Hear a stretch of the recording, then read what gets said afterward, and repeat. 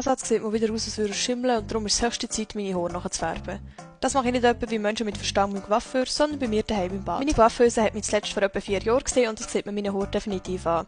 Darum klatsche ich auch 2 Monate neue Farbe drauf, damit man nicht sieht, wie fest am Arsch sie wirklich sind. Ich achte dabei darauf, dass ich nur Haarfarbe benutze, die gerade Aktion ist, damit immerhin mein Portemonnaie etwas davon hat. Nach jahrelangem selber Färben habe ich es langsam richtig im Griff und ich schaffe es jedes Mal, die gleiche Stelle nicht zu brechen. Was ich ebenfalls fest im Griff habe, ist die Einwirkzeit, die variiert nämlich so zwischen 20 und fuck, wann habe ich sie drauf? Da Minuten.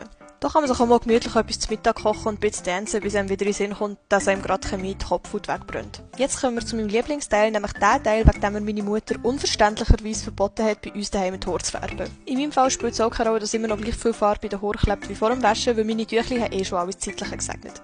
Jetzt kommt die Zeit, wo ich mir wieder höchstens einmal in der Woche die Haare wasche, damit ich nicht allzu schnell wieder aussehe wie ein Gollum. Ich hoffe, ihr seid jetzt inspiriert, euch den Ansatz nachzufärben und wenn nicht, dann kann ich auch nicht weiterhelfen. Tschüss.